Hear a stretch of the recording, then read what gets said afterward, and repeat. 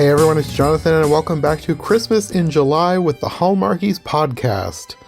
As seems to have become a yearly tradition, Rachel Wagner is here to talk about some Hallmark Lifetime rom-coms. We started this tradition on my YouTube channel pre-podcast days back in 2018, and it continued into when I started the iHeart podcast, and then when it became iHeart Movies, and then when I spun off Every Version Ever. And we've built up quite a big playlist on YouTube, which I'll link in the description if you'd like to check that out later. Sometimes we have Rachel and one of her many co-hosts here, other times, like today, it's just the two of us, and sometimes we have random movies they picked out for us, and other times, like today, I chose them specifically for a theme, and as you may have guessed based on what we're doing this month, we're talking Nutcrackers. When I first came up with this idea, I didn't think I'd be able to find enough rom-com content to do this. I knew there had been a Nutcracker-themed Hallmark movie a few years ago, but we usually do at least 3 movies for these episodes. Would there be any more? Well, as it turns out, yes, there were. One from Hallmark and one from Lifetime, so we're doing all 3 today.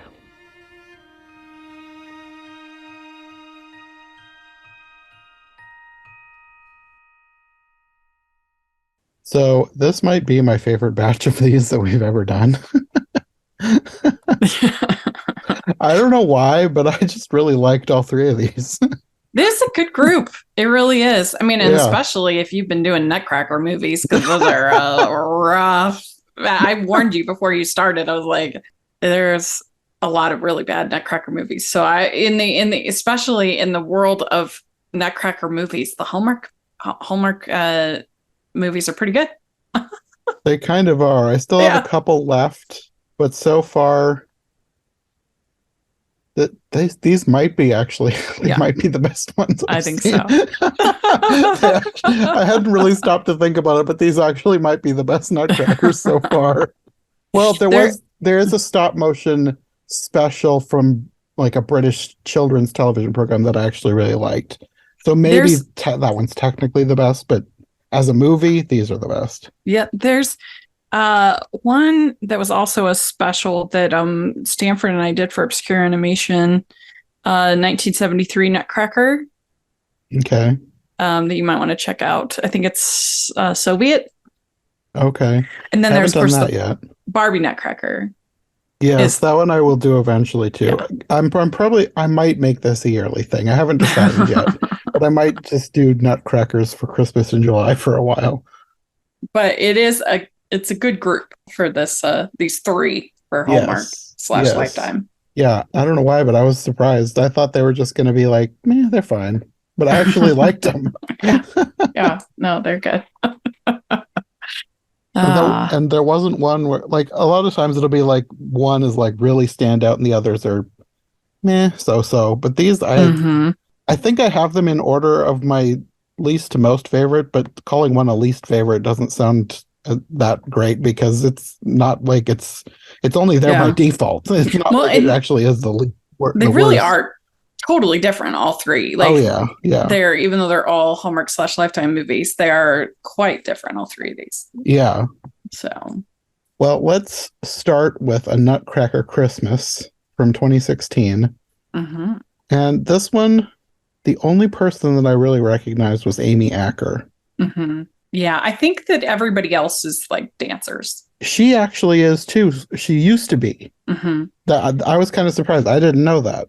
But yeah, I think like the co-lead and like that's just why you wouldn't recognize them though, because I think they're all like professional dancers. Yeah, that's true. Yeah, but we actually got to have Amy on the podcast a while back, and she told us that she was able to kind of tap into some of her ballet training for this role, and she's so likable, so wonderful. She's exactly what you hope she would be as far as an interview.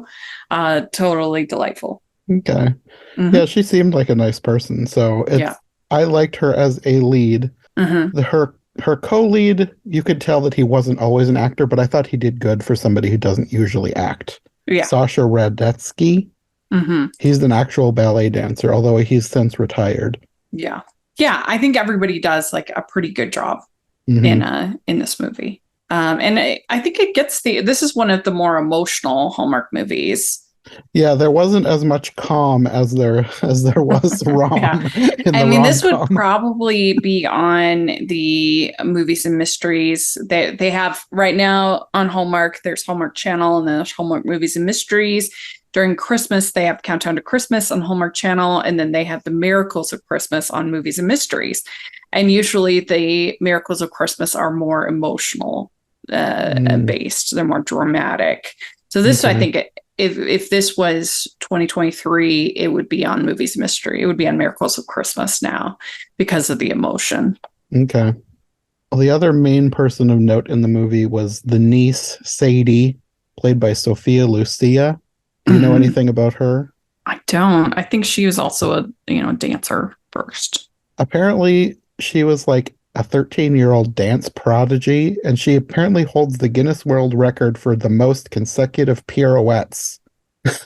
Oh, look at that. She apparently is a great dancer, so that's why she got the role. And she's a pretty good Hmm. actress too. Yeah, But she did a good job. the dancing is the main reason, I'm sure, because apparently she's amazing.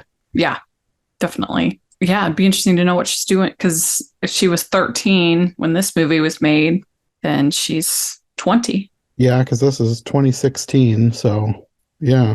I don't know. I suppose she probably is continuing with dance. Let's see here. I'm looking.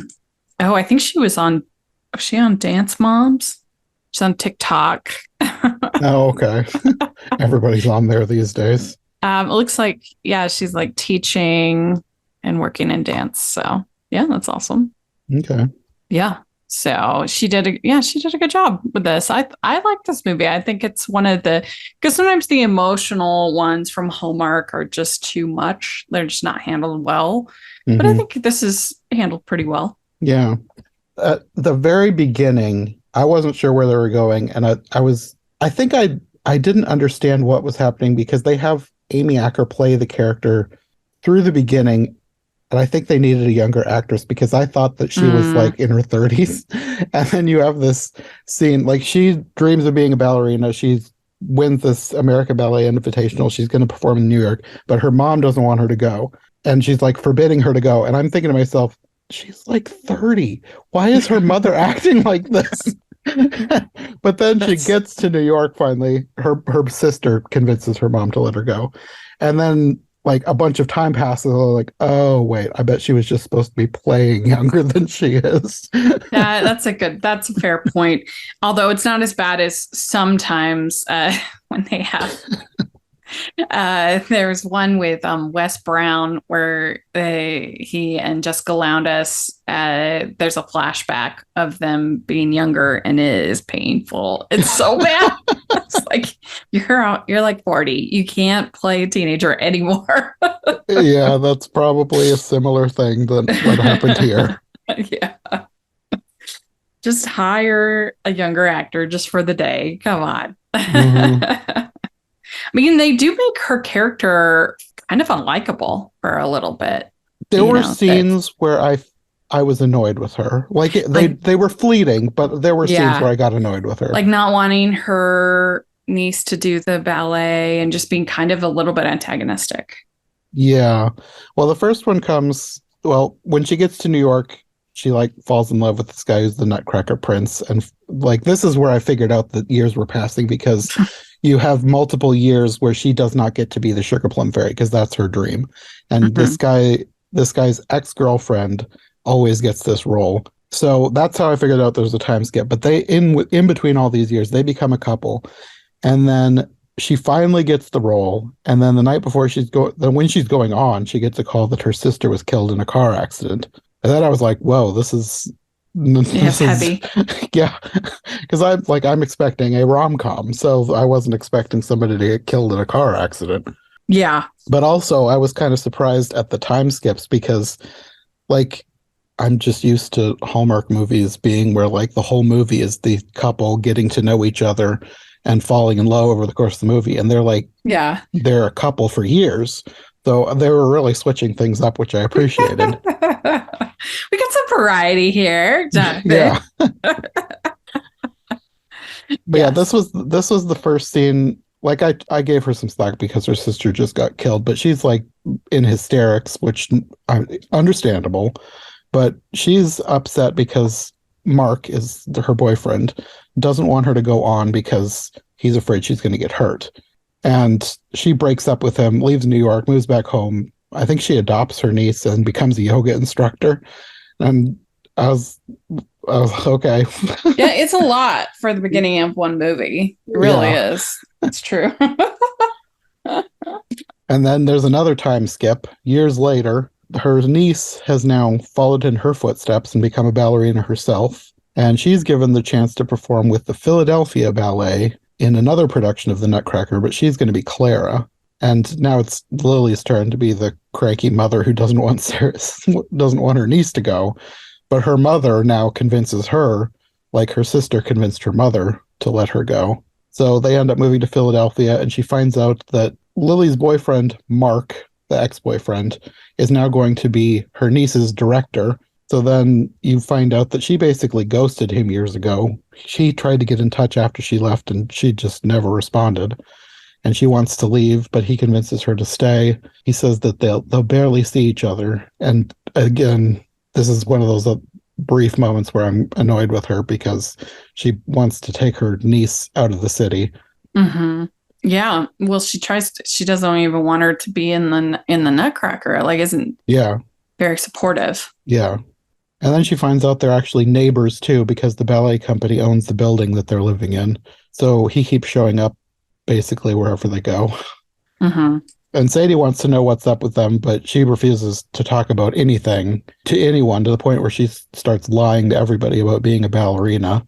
She gets pulled into a dance mom friend group, and she's lying to them about her past. And she eventually learns from them that Mark went into the military after she left New York. Eventually, she starts missing dancing, and she's watching people dance alone. And then she goes and she's kind of dancing by herself in the dark, and Mark shows up and randomly invites her to go ice skating at 10:30 at night.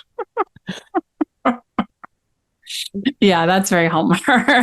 there was a few things where I was like, this is very Hallmark. The next day he follows into a Christmas tree stand and they buy a Christmas tree. There was some nice Hallmark cliches. Yeah. In all of these. Well, you've got to have your ice skating scene because they make these movies in the summer usually, and so you can't have other winter scenes. So the ice skating is the easy one because you can do it all inside. Plus, it does make sense with this story, that because you get dancing, ice skating, they're pretty close. Yeah. Well, Sadie starts having some trouble with some ballet mean girls.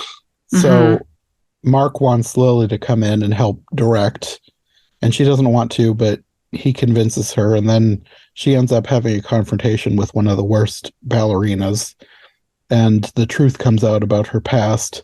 And then I think the dance mom starts spreading rumors about Sadie not getting the role because of Lily's past with Mark. And then she and Mark talk, and you realize she's still upset about not getting to dance on the night of her sister's death. And I was kind of annoyed with her, but at this point she realizes that she's in the wrong, and they both apologize to each other and make up. Yeah. And then this mean girl ballerina, she and her boyfriend are the Sugar Plum Fairy and the Nutcracker Prince. And they sort of have an on-again, off-again thing. I think it's supposed to be a callback to the beginning with Mark and his ex-girlfriend. Except here, this couple's issues are kind of exacerbated by Lily's presence, and the Sugar Plum Fairy eventually quits. So Lily now has to get her understudy ready in very little time to take over because it's getting close to Christmas. And she ends up taking a bigger role in the company. And then this, of course, leads to her and Mark having more opportunities to get closer, and they actually start dating. Yes. Get a little swoon-worthy time.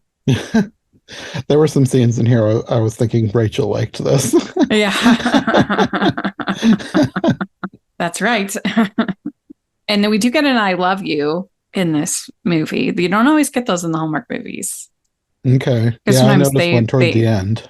Because this one, they actually known each other for, many years. So it makes sense. Yeah, that makes sense. Mm-hmm.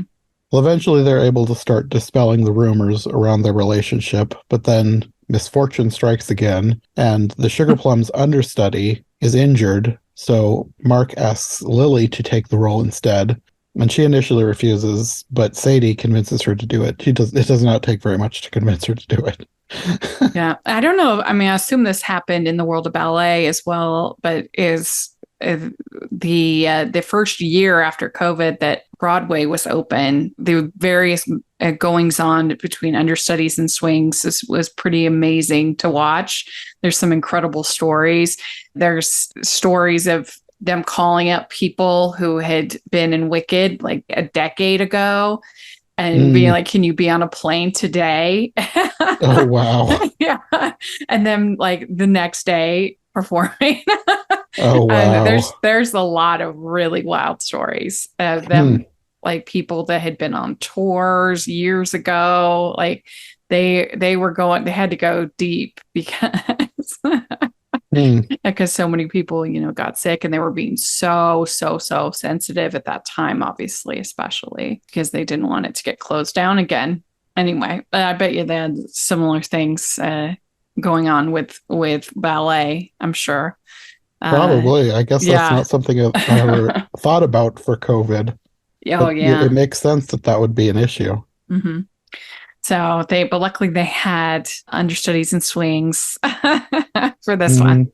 And so she agrees to do it. Yeah, much to the chagrin of her Nutcracker prince. Yeah. Who I think he just hates her because of what happened with the original Sugar Plum Fairy. Yeah.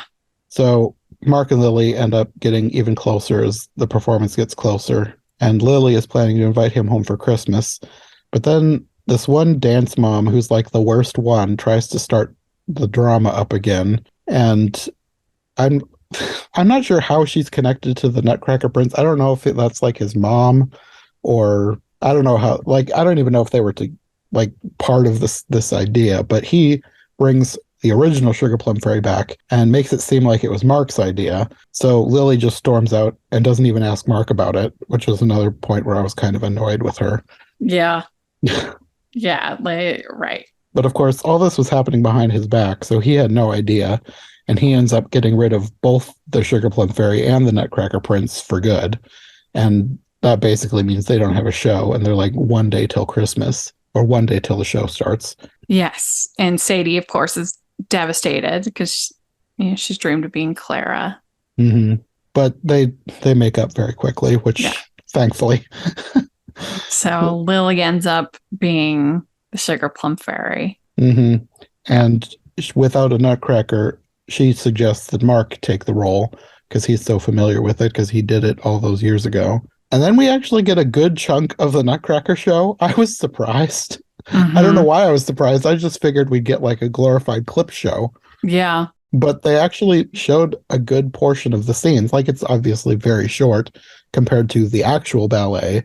But we got a good chunk of the Nutcracker, and I was pleasantly surprised. It's true. We did get a good section. So during intermission after Act 1, the worst dance mom, she must have had some kind of official role in the ballet company, because she comes to say that Sadie is the best Clara they've ever had, and she's going to recommend her for a scholarship. And she's also going to request that they give Lily some kind of a permanent role because they need her there. Mm-hmm. Yeah, it's because we can't have truly bad moms in Hallmark movies. That's true. Everybody who was like a villain turned out to be not that bad at the end in all these. Well, I guess sort of in the last one, but we'll get there. The boyfriend. They come around. Yeah, that's true. You can have a bad man of business, but other than that, you can have a bad mom. But then Mark wants to practice some more because he's nervous about the big lift in the show. And Sadie comes in and gives them advice so that they can move on with the show confidently. Mm-hmm. And then this is where you get the I love you. And towards the end of that scene, their conversation, they also kiss, which I was like, Rachel loves this. More. I need more. Then we get a few more ballet scenes. Like, they really did a good chunk of the ballet. I was very happy with that. Mm-hmm. And that leads to the three of them dancing together on stage. And then the movie ends with them getting a standing ovation, and Lily thinks that she sees her sister out in the audience watching, the sister that died. So I think she's just sort of like imagining it. I don't think it's actually a ghost. This isn't a fantasy. Well, why not? I mean, it could be. Yeah. Hey. So I'm curious, are you a big ballet fan? Why did you pick to talk about Nutcracker? I don't know. I mean, I'm not like a huge ballet fan, but I think it's a cool art form. But I like a lot of different art forms. Mm-hmm. I'm not a huge opera fan, but I like opera well enough, and I would watch an opera. I don't know. Mm-hmm. I like a lot of different things. And the Nutcracker is one that I've kind of thought about doing a series on for every version ever. I'd kind of put it off because like I'm doing Christmas Carol versions, and I was gonna like try and do every version ever of the Christmas Carol, but there's so many. And I was like, I want to do a different Christmas story this year. Because So I mean, Nutcracker is notoriously awful. I mean, as far as movies go, I mean, that's kind of fine with me.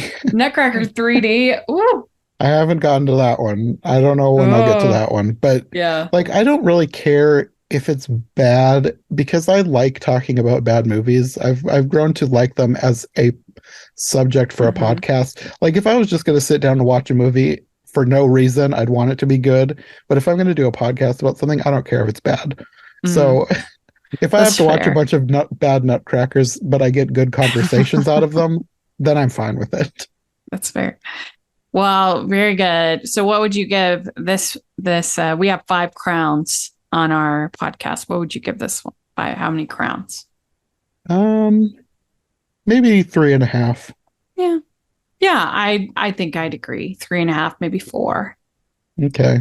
Yeah, it's kind of hard because like I feel like I shouldn't rate them like on the scale of just regular movies. Mm-hmm. I don't know. I Well, I always do the feel same thing. That's why on Letterboxd I don't give stars to TV movies, but I okay. do review them because I just feel like they are their own thing, and you can't really compare Yeah. one to another.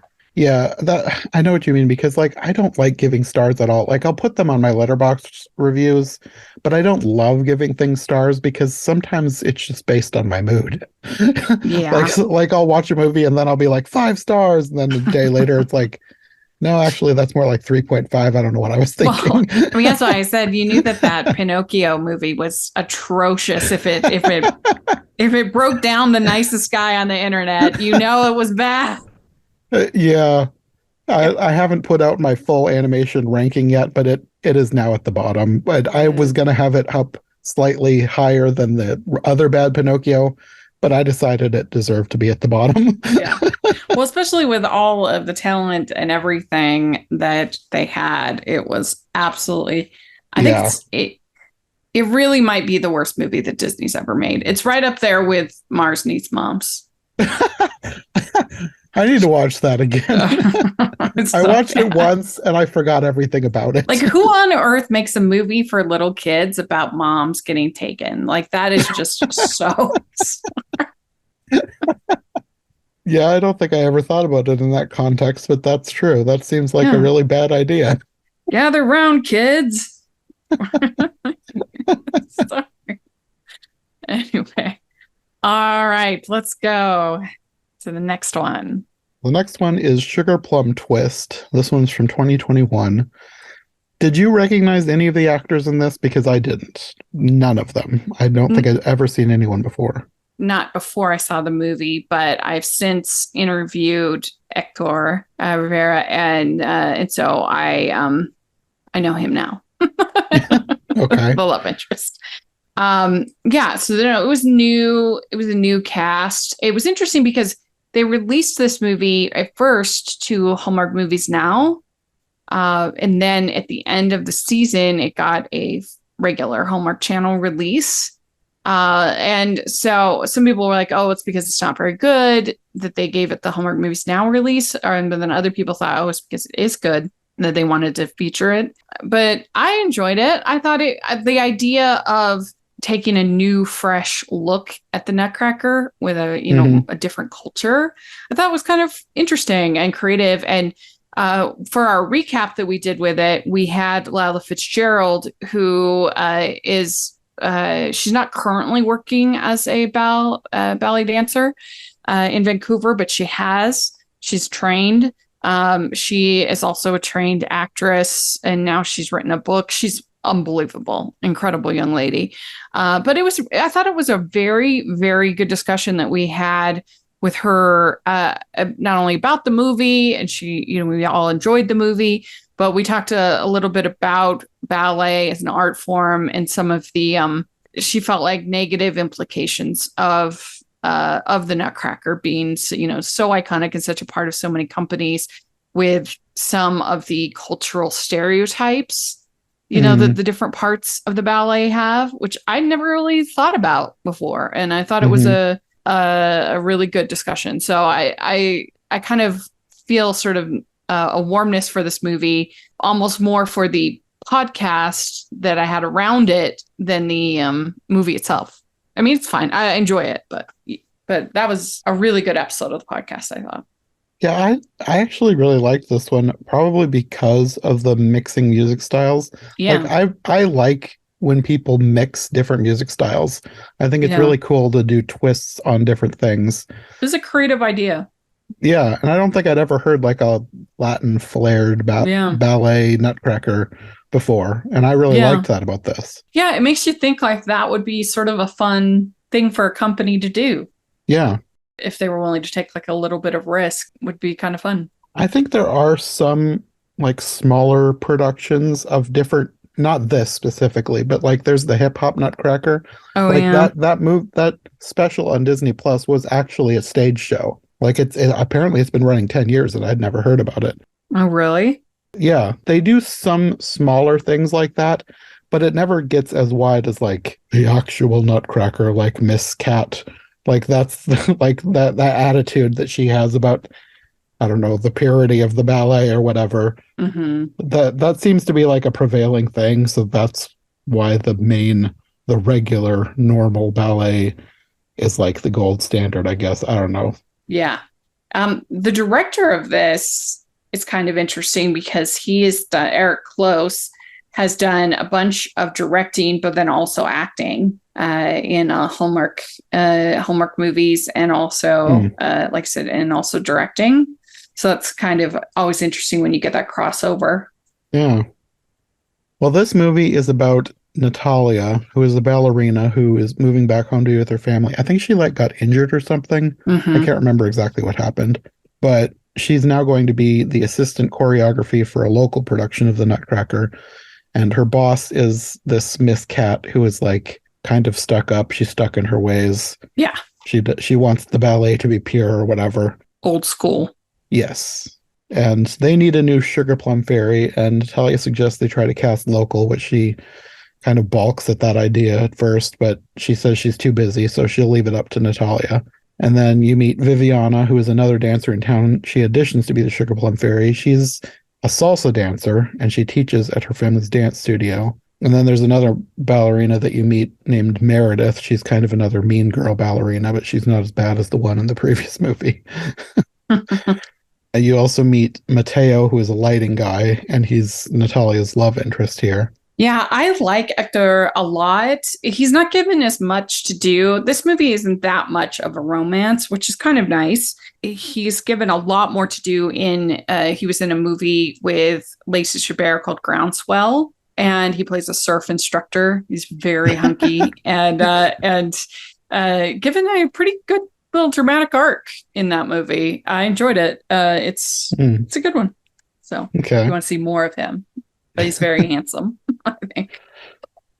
So the local auditions happen, and the mean girl Meredith gets the part.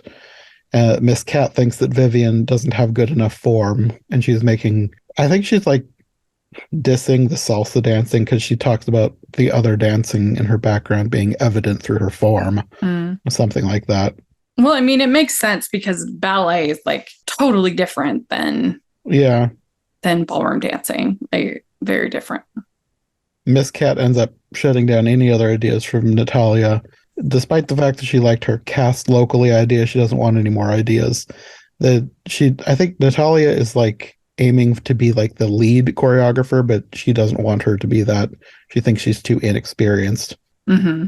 So Viviana, even though she didn't get the part, she stuck around because she wanted to talk to Natalia after the auditions because she was like her dance idol as a kid. And Natalia encourages her to keep going and offers advice if she needs it in the future. Yeah. Later on, there's this tree lighting ceremony, and everybody goes to that. Vivian is there with her family. The mean girl is even there. And Natalia runs into Mateo and learns about his backstory. He has a ton of things that he does in addition to lighting. He teaches English literature, runs the drama club, and he's developing a new citywide theater program for the school system. And then her family is all looking at each other like they know something's up with them. Yeah, there's a lot of teasing. And Viviana is later getting ready for a party with her family, and she's introduced to Justin, who is a music producer, and her family basically forces him to go to a store to get ugly Christmas sweaters for the party. And he lets her listen to some stuff that he's working on, but she wants him to be doing Christmas music. Mm-hmm. And then while they're out, Natalia calls her and wants to get together. She can't stop thinking about her dancing. She says that she's inspired by her, and they're inspired by each other, basically. And Viviana really wants to be a professional ballet dancer, so they're going to keep working together and like help her come up with like a reel that she can send around to try and get a job. And Mateo ends up actually taking Natalia out on a date. They talk about their lives, their jobs. He used to act, and he talks about his new theater program. She talks about her issues with Miss Cat, and he suggests doing an alternate version of the Nutcracker, which she thinks Miss Cat would just find horrible, sacrilegious. And he encourages her to talk to her again. But then when she goes back, she finds that she's hired a new choreographer, somebody that she knows. So it's not like a huge deal, but she's still disappointed that she didn't get the job. And she's later on telling her friend about everything, saying that she just wants to choreograph something to prove that she'd be capable of doing this. So she ends up deciding to work with Viviana and choreograph a dance just for her. That way she gets her reel, she gets to choreograph something. It's like a win-win for both of them. Then you get another obligatory Hallmark scene. It's like a big baking montage. But I liked that this is all like Latin American dishes. So you don't have just like gingerbread houses and Christmas cookies. It's like actual things that you would find at a Mexican Christmas. Or I think they're Puerto Rican, but it's a lot of stuff that you would find. Like I recognize stuff from a Mexican bakery that I've gone to with my cousin. So it's all Latin flavors, I guess. Yeah. I thought that was cool. Mm-hmm. That's cool. Yeah, they do a pretty good job of bringing the culture to the movie, and the I think the cast is all strong. Yeah, you get a lot of like little details, like I think the mother. I don't know if it's the mother and father or just the mother, but they like speak two languages. Yeah. So you have some lines that they have to subtitle, which is kind of cool because like people who are multilingual will do that. They'll just kind of go from one to the other if they're speaking to somebody else who is also speaks both languages. Yeah. Yeah, I really appreciate when they do that. It reminded me of Spider-Verse because his mom does that a lot in Spider-Verse. Yeah. Yeah. There was a really good one this last season called Merry Textmas where they do that. And it's actually set in Oaxaca, all filmed there. And they go back and forth in between the different languages, which is accurate. And that's how it would be. Mm-hmm. So they have a big Christmas party. And when Justin arrives, he has Christmas music like Viviana had requested. And he offers this towards the ballet reel that they're working on. Then the next day, Natalia has to take over for the choreographer for a while, and Mateo tells her that he saw Miss Cat watching her, and she looked very impressed by how well she was doing directing the dancers. And Natalia and Viviana keep working on their choreography together. They use one of Justin's tracks, and Natalia basically just tells Viviana to just go with the music. Don't think about like what she has to do. Just dance how she feels. And they end up incorporating both salsa and ballet techniques into her performance. They decide to do like a fusion dance of Latin music and ballet for a Nutcracker piece. And through all this, Natalia and Mateo keep dating. They're getting a lot closer. He's encouraging her through her project, and she's suggesting things for his. And eventually they get their routine worked out, and they're practicing at the theater that Natalia works at. And Miss Cat walks in on them, freaks out, and suspends Natalia.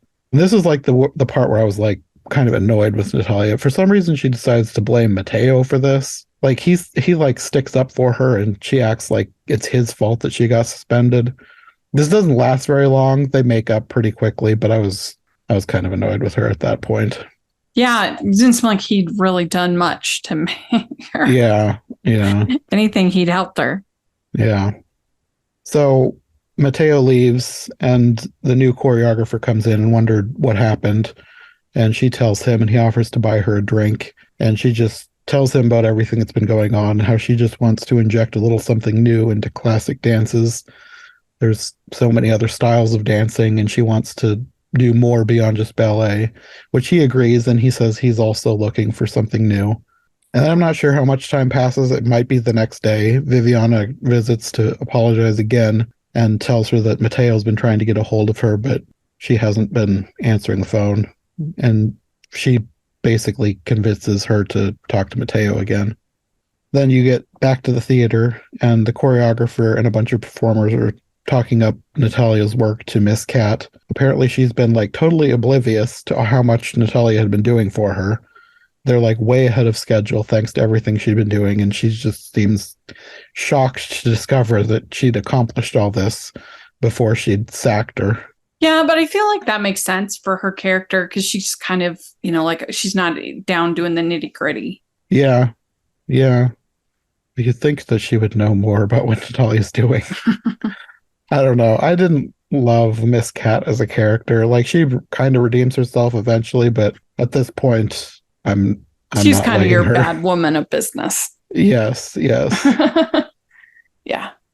But Viviana and Justin eventually put together a plan to set Natalia and Mateo back up. They meet at a Christmas event and they kiss and make up. And then she gets a call from Miss Cat, who wants to meet her to apologize. And then she explains that she was betrayed by her last choreographer, and she thought it was happening again and overreacted. So she asks her to come back, and she agrees as long as she considers that they explore other ideas, some of which include adding new musical influences and letting her keep working with Viviana, which she sort of reluctantly agrees to. I think she's kind of okay with it, but at this point I wasn't giving her the benefit of the doubt. So it's like, I'm still kind of annoyed with her for her overreaction. But she quickly gets back in my good graces, because she goes to visit Viviana and Justin, and she wants to talk to them about something. You don't find out what yet, but she's putting together a plan. So then it's the opening night for the Nutcracker, and the mean girl ballerina is freaking out because she heard a rumor about a new Sugar Plum fairy and thinks she's going to be replaced. But Natalia assures her it's not true.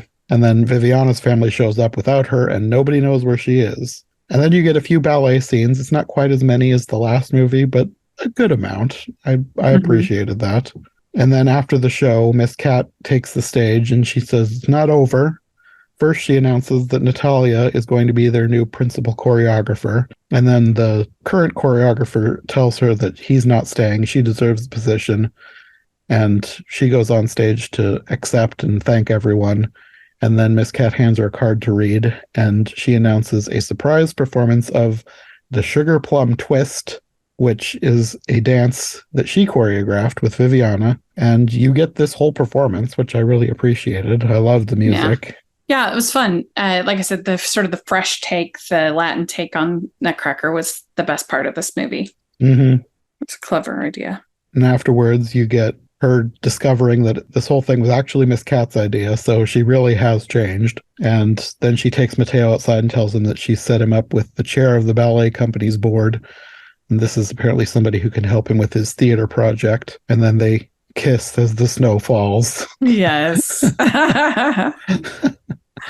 Yeah, I mean, I think I'd give this The same, I think, as the other I one. think I would too. Yeah, I liked it 3.5 slightly or more 4. because of the music, but yeah, it's story-wise, I liked it about the same. Just the music Mm-hmm. put a little over the top for me. Yeah. Are you enjoying this episode of the podcast? Do you want more content from me and my friends on the iHeart Movies Podcast Network? We have exclusive bonus episodes, extended episodes, preview content, and more waiting for you right now on Patreon. Patrons also get the chance to request episodes, so if you want me to cover something I've never done before, sign up and let me know.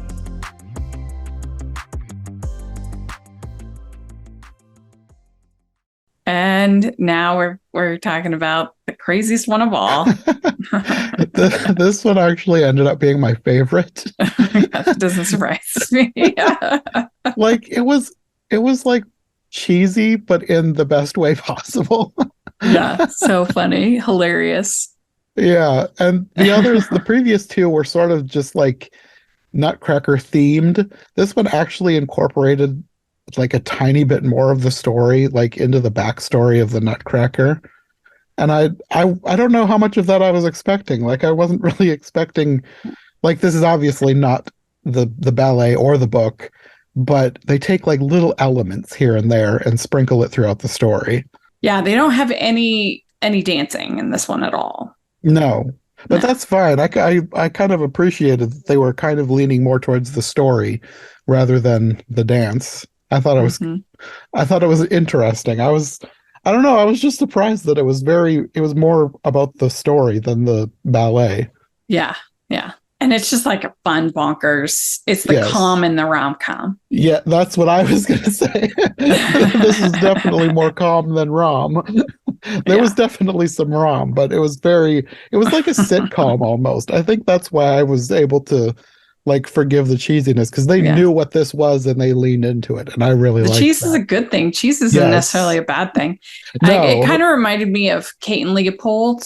And if you ever saw that with Hugh Jackman. That too. Yeah. I haven't seen that in years, and I've forgotten most of it, but that was one of the things I was thinking of. It kind of reminded me of that. I love that movie, and I love when he makes her, it's like a little piece of toast with like cream cheese and strawberries, and she gets emotional.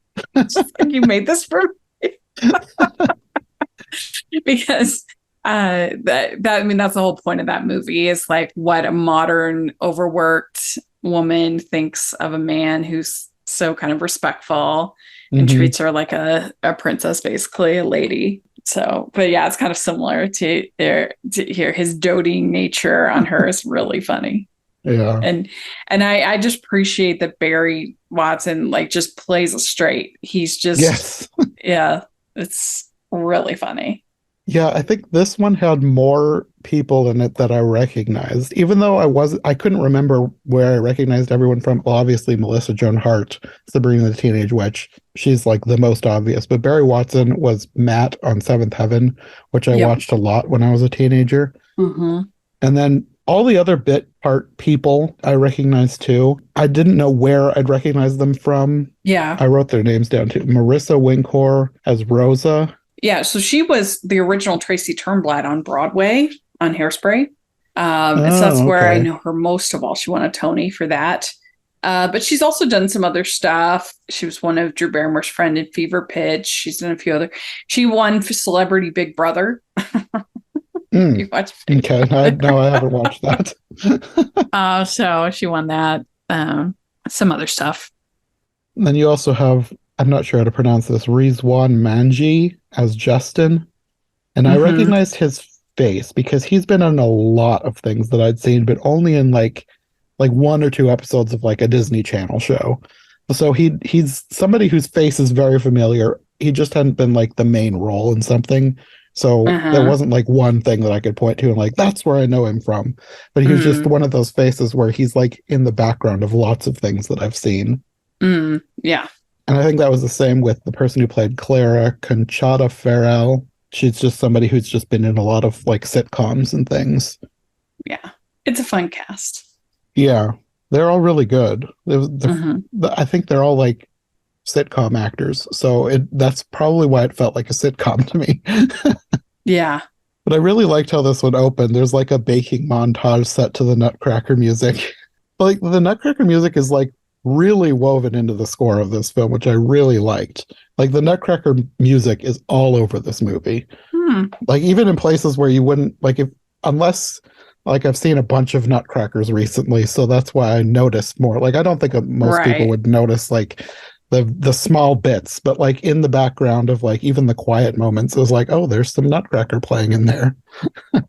Yeah, that makes sense. I forgot about that. Yeah, I really liked that.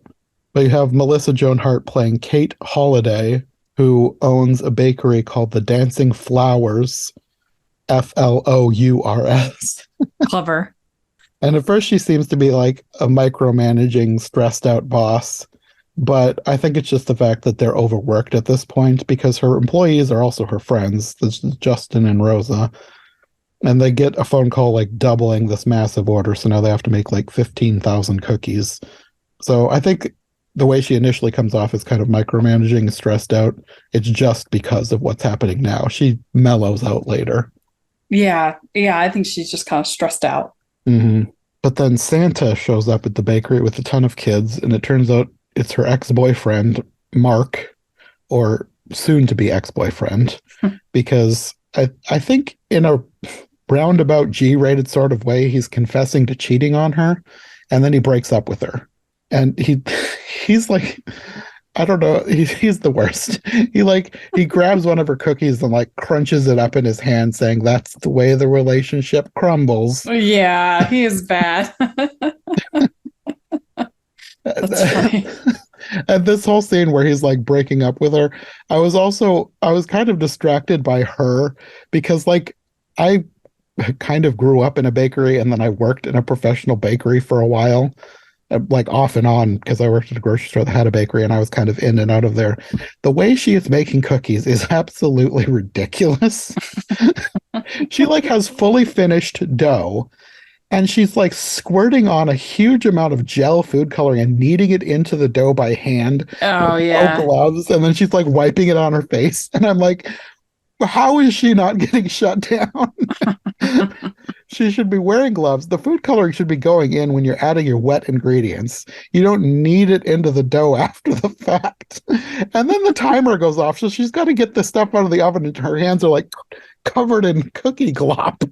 It was so Yeah, that's ridiculous. probably true. There's some definite health violations going on. I mean, I was able to forgive it because this is a ridiculous movie, but I was just like, Yeah. I don't know how much people would notice that. It's just me having worked in a bakery for so long. I'm like, this is not how you do cookies. But they got to get her to the breaking point where she wishes for some help.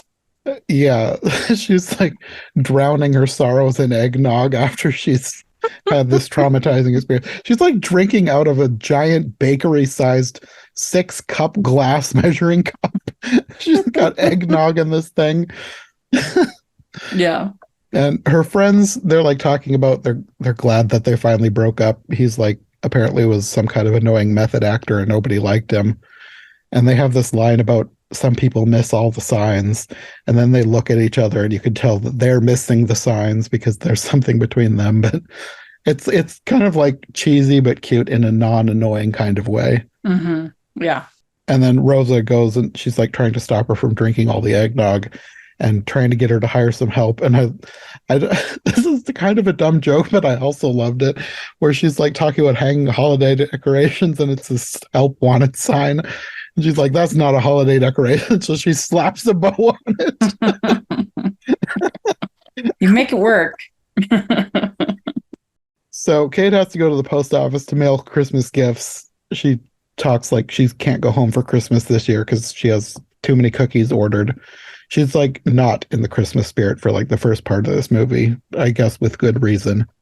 And then she keeps running into people who are asking her about going to this ball, including her friend Ginger, who I think is supposed to be a reference to Mother Ginger, especially because this Ginger is a mother. She has like a dozen kids around her. I don't know. I'm like 99% sure that's a reference, but it's also kind of subtle, so I appreciated that. Yeah. And I also like after she's had all these people talking to her about going to the ball, the last one tries to talk to her and she yells, "I'm not going to the ball, Mark dumped me." Yeah. It's a funny movie. It is. So since she's not going home to see her family, her friend Clara, another reference, who works at the post office, offers to spend Christmas with her and takes her shopping. And I love that they have this like intergenerational friendship. You don't see very many of those because Clara's like maybe 70 and Hmm. she's probably in her 30s, maybe 40s. I like that they had such a big age gap and they're like best friends. Yeah, that's true. Yeah, that was nice. So they end up going to this like Christmas market. I'm not sure. I think all these buildings are like right together. There's like this town square or something. And I think that this Christmas market is in the middle of like where the bakery and the post office and also a bar that comes up later is. I think it's just kind of like the center of town, I guess, but it's all like right here in this place. And she meets Drosselmeyer, the most overt reference to the story. And he tells her about the Nutcracker and says he has the original Nutcracker and he gives it to her. And you also have a scene here with Clara buying them a Christmas tree, which is just like the most hilariously sad looking Charlie Brown Christmas tree ever. Yeah. And Clara's laughing like it's a joke, but Kate takes it home and sets it up, even though it's very spindly. Yeah. Well, and the guy who plays the Drosselmeyer, he's in a ton of stuff. Oh, yeah, he had like 400 some credits on IMDb. He was another one of those faces where it's like, I know him, but I don't know why I know him. I think he does 411. Holy cow. Yeah, I think he's just been in so many things in bit parts that he's just kind of one of those faces. Mm-hmm. But she gets this Nutcracker home and unpacks him and tells him that he was her favorite decoration as a kid and that she used to have a crush on him when she was a little girl. And then he accidentally gets broken, just like in the story. And she fixes him and then goes to bed. But when she wakes up, he has come to life. And she thinks that it's a guy who booked her spare room on whatever the Lifetime version of Airbnb is. I don't think they ever gave the app a name, but it's like a house sharing app. Yeah. Apparently the guy who had originally booked the room was going to be an actor in the town's production of the Nutcracker. So when this guy starts talking weird and acting like he's actually the Nutcracker, she thinks he's like her crazy ex, who is also a method actor. So she doesn't really question any of this. Even he doesn't even have luggage, and she just assumes that the airline lost it. So she goes to work, and he follows her there. He's like standing in the middle of traffic and acting like Buddy the Elf. He's just going around all the shops in the Christmas park acting crazy, and she's following him for some reason, trying to get him to go back home. And it's like, I know he's like a guest in her home, but he's just somebody who's renting a room. She doesn't need to feel obligated to care for him. Yeah. But this all leads up to a confrontation with her ex, who, like we said earlier, is playing Santa. So she takes him over to his little gazebo thing and pretends that he's her new boyfriend to make him jealous. And then they go back to the bakery and he volunteers to help. And he ends up being like extremely strong enough to crack nuts in his bare hands, which apparently is perfect because their nut cracking machine just broke. Which is ridiculous. Like, what kind of a bakery orders nuts with the shells still on? Yeah. It has a machine that's not a cost or time effective use of resources. That's true. But it works for this story. Like, I was able to forgive anything that was ridiculous because this whole thing is ridiculous. Yeah, because it was so funny. Yeah. Yeah. So he cracks all their nuts and Kate hires him on the spot. And then they learned his name is Chip for some reason. I'm not really sure where that came from. I was trying to figure out if it was a reference to something, but like... So like Chip and Dale, kind of, or... I don't know. Chipmunks? I was like, because I have a copy of the book and I was like flipping through the book. Is the name Chip in this book anywhere? I could not find the name Chip in the Nutcracker. So I don't know if it's actually a reference or they just wanted to give him a name. I think it's just like a name associated with nuts. Maybe. And probably. Chip and chipmunks and things like that. Yeah, that's probably true. I'm sure this is one of those things where I was overthinking. So she's showing him around her business. She's telling him that she names all her cookies after family members, and she gives him a Sabrina Snickerdoodle. Which is like she was naming all these cookies. I'm like, well, obviously that one is Sabrina the Teenage Witch. So I was like going through her IMDb trying to figure out if all the other names were references, but I don't think they were. I spent way too long trying to figure out what all these things were, and I don't think they were anything. But eventually you figure out that he seems like he's infatuated with her. And meanwhile, Rosa is watching them, and she seems to be infatuated with them as a couple. And Justin is watching her, and he seems to be just infatuated with Rosa, and she doesn't notice. So that night, they go and they have dinner with Clara. And this is such a weird thing to. A weird detail for me to love, but she has a smart device like an Alexa or a Siri, but this one's name is Ava, and it sounds like it has a husky smoker's voice. I just love that. It's so ridiculous. It's like a half-second joke, and it's one of my favorite parts. Yeah, that's funny. So Kate is busy with work stuff. They had lost a huge order that day. She's trying to figure out what to do. So Clara takes Chip away to give her some space. And she says that Chip reminds her a lot of her nephew, who's supposed to be coming home for Christmas, but she's not sure he's going to make it. And then she gives him some new clothes that are like from the 80s or 90s for some reason. I don't know why, but the new clothes don't last very long. He changes back to the Nutcracker outfit. So it's just like, it's a weird joke for one scene. A weird joke that I didn't really understand.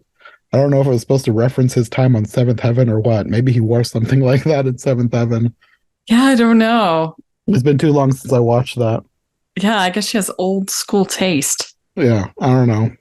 But Kate wakes up the next morning. She finds out her house has been completely decorated for Christmas, so I guess the Nutcracker doesn't need to sleep. He can just work all night. And they go to work and discover that Rosa has posted a video of him cracking nuts, and it went viral, apparently. And they're now overrun with customers, which makes Everyone up for their wants the loss. Yeah, this makes up for their loss the previous day.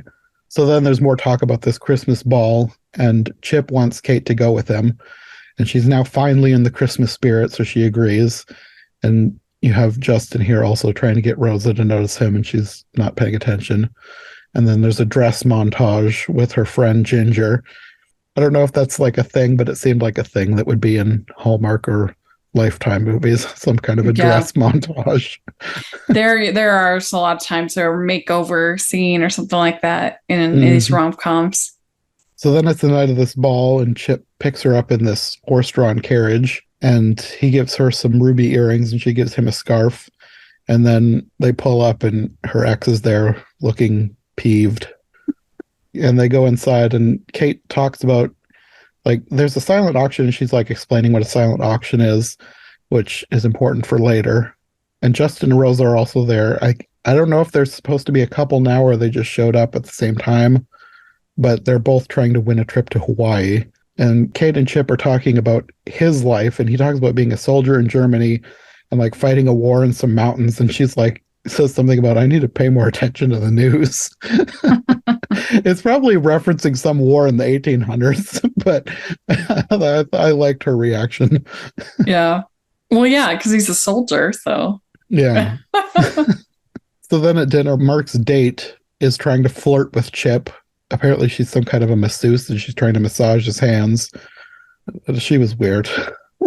Then Mark is like jealous, so he's like trying to go outbid her on all the silent auction things, and Chip follows him and rebids for Kate after he's done his, and this is like right before it closes, so he gets the last bid on everything. And then you get more Nutcracker music, and they go out to dance, and Mark is trying to dance with Kate and then Rosa and then his own date, and nobody will dance with him. And then after that is the results of the silent auction, and Kate wins everything, even the drawing, which it wasn't the same type of the auction thing. It was like purchasing tickets, but she wins that because he bought a bunch more tickets for her. And then when Ginger draws the winner, she name drops the title. Looks like someone is going to have a very nutty Christmas. And the next morning, Chip goes to work early. He's baking cookies. There's another Nutcracker music baking montage. And they end up making so many cookies they can take the day off. Then you get a montage of them on a day-long date building snowmen, caroling, going shopping, ice skating. Yeah, and we get a mid-movie kiss. That's pretty fun. Yes, I figured you would like that. Yes. So then after this date, it's time to get ready to go to the Nutcracker show. And she goes home and then gets a notification on her phone from their house sharing app saying that her guest has canceled his reservation. And she thinks this is weird because she has her guest. So she goes and checks under the mat where her key was, and it's still there, which basically means Chip never used it to get in her house. And I'm not sure exactly what her thought process here is, because I think that she's figuring out that he's the Nutcracker, but I don't really know how. Because, like, she checked for the key, and then she went to find Drosselmeyer, but discovers he's gone back to Germany. And then she goes to the Nutcracker performance and asks Chip why he isn't on stage. Then they're arguing, and everybody's shushing them, and she says they'll talk after the show. But then it's like she's figuring it out while they're watching the ballet, because she's, like, noticing similarities with the story and her last few days with Chip. So I'm not sure exactly how she figured it all out, because it seemed like she figured it out before, but then during the show, I don't know.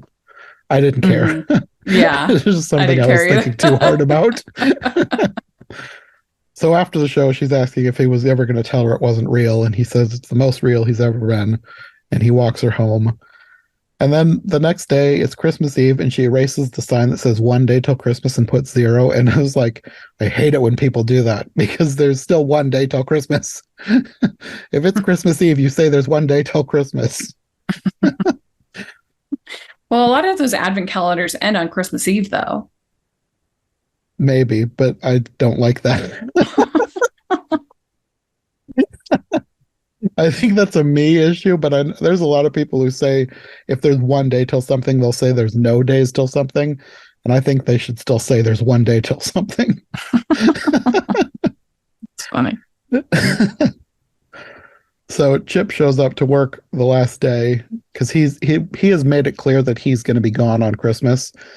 And she just basically tells him he has to leave, but he won't leave. He stands outside the bakery and he says he's waiting for the Mouse King. And Justin goes out to talk to him, and he insists to Justin that the Mouse King is coming. He has to protect Kate. And Justin says the Mouse King is not coming. He needs to give Kate some time. And Rosa talks to Kate, and Kate tells her that the Nutcracker isn't real. But Rosa does not seem fazed by this. Like, if she was talking like this to me, I would think she was going a bit crazy, but Rosa doesn't care. You need to have one person who really believes in the magic. So she convinces her to give him another chance. And then Chip leaves at this point. He goes to the bar and gets this cherry float drink thing. Mark shows up as Santa still and finds out they broke up. So he tells the bartender to distract Chip, and he's going to go try and win Kate back. During all this, Kate is trying to find Chip, and she runs into Mark and asks if he's seen Chip, but he lies and said he hasn't. And he's trying to weirdly flirt with her. He's telling her he broke up with his girlfriend, but she's ignoring him. And then she has to leave because a delivery truck is there to pick up the shipment of cookies that they've been working on. Except I'm not sure what is up with this shipping company. It's like they're the mob or something. I'm not sure what they are. They're like trying to extort her for thousands of dollars, or they won't deliver her stuff. But this company is the Mousel and Sons Trucking. But you see Chip is at the bar, and like outside the bar, there's this light pole that's like blocking the middle of the logo. So he sees Mouse King and he races off to save her. She tells him that this isn't his Mouse King, but this one is just as evil. And then she tells the trucking guys that if they don't deliver her cookies, she'll let this Nutcracker take care of them. So that's pretty clever, I feel like. Yeah, in a sitcom-y, cheesy sort of way. Yes, I liked that. So then Mark shows up, and again, he is dressed as Santa, and there's like a bunch of kids around him, and Chip mentions seeing him at the bar, and they basically reveal that he's a liar, and then all the kids start booing him and chase him away. You could, like, if you looked at the kids' faces, you could tell they really liked doing this. They were like really happy to be booing and chasing this man. Yeah, that was fun. So now they don't have a Santa, so Chip takes his place at the Christmas party, like reading the kids a story, and just replaces Santa in the story with the Nutcracker. And then after the party, they go home and get eggnog, but the power goes out, and then they end up sitting in the dark and falling asleep on the couch. And when she wakes up, he's back to being a toy, and she finds a note that says, "See you next Christmas." And then the lights come back on. And Kate goes out to deliver her gifts. All the things that she's won at the silent auction have now become the gift she's giving to all her friends. And she tells Clara when to be at her house for Christmas dinner. And then she's going to go invite all her other friends and discovers that Justin and Rosa have now officially become a couple. So she gives them her Hawaiian vacation that she won, as well as a week off paid vacation. And then everybody's arriving for her Christmas party, and there's somebody at the door in a soldier uniform, which she mistakes for Chip. And it actually is Clara's nephew, who she said Chip reminded her so much of. And he was actually in Germany, and he's like acts like he's Chip. Like it's like the reincarnation of the Nutcracker, because he's like breaking nuts with his hands and like he's treating her the way that Chip treated her. It's like he's basically the Nutcracker, just a different actor playing him. And he brings her a gift to thank her for being such a good friend to his aunt, which it's an authentic German Nutcracker, with a note to her from the guy that sold it to him, which turned out to be Drosselmeyer. So he apparently moved fast, getting from their little town in the U.S. to Germany and then back to work. He moved real fast. Well, and when you have Santa powers, you can do anything. Probably, yes. This was definitely a fantasy, so maybe he did have powers. Yeah.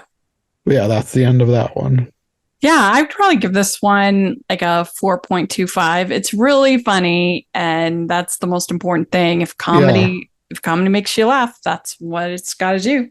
Yeah, I was thinking I'd probably do like 4.5 stars. This one is my favorite. Mm-hmm.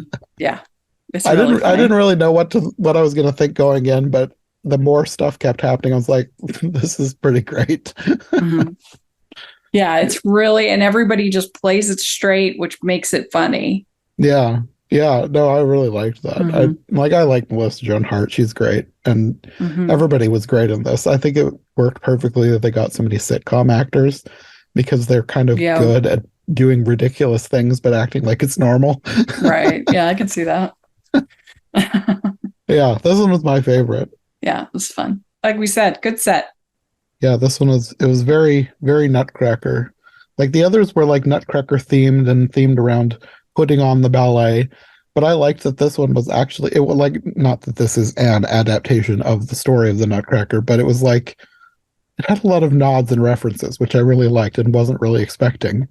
Yeah. No, it's true. I'd even forgotten, like you were saying, about the music and some other things like that. Mm-hmm.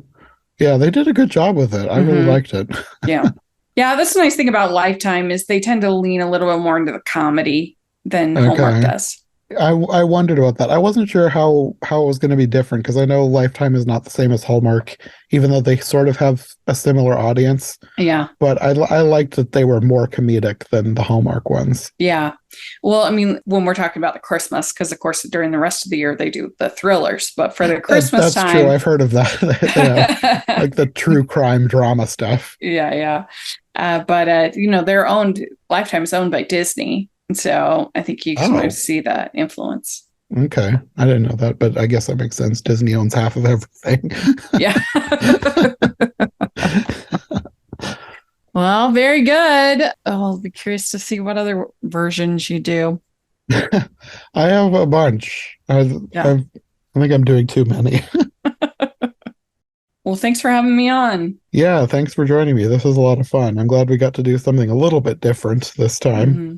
We've done a lot of Christmas Carol versions. I wasn't sure if there was going to be enough Nutcracker content, but I was happy with what I found. So yeah, sounds like there's more to even do later on. Yeah, I'm surprised at how many other Nutcrackers there are. I didn't think there was going to be that many, but I keep finding more. Yeah, so I probably could do a Nutcracker series for a couple more years if I wanted to, maybe even longer. Well, anyways, thanks for joining me. Do you want to let people know where they can find you if they want more from you? Yeah, it was really, really fun. You can find me at Rachel's Reviews, all of our social media, iTunes, YouTube, and on Rotten Tomatoes. Check that out. Got a lot of Christmas content on my content there. But then also, of course, at Hallmarkies podcast, we cover all things Christmas. And there are 3 Christmas in July movies this year for Hallmark. So we're going to be busy, busy, busy this season. Okay, well, if you like Hallmark movies, definitely check out her podcast because she's like the queen of Hallmark. Thank you. There's Lacey Javert and then me. Okay, well, until next time.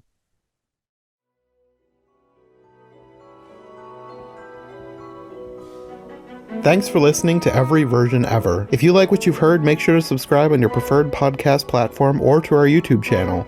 Make sure to follow my co-hosts as well, and if you want more content from us, check out one of the other podcasts in the iHeart Movies Podcast Network, or check out my brand new Patreon. My link tree, as well as any other relevant links, will be in the description. We'll be back soon with another brand new episode, so thanks for listening, and we'll see you next time.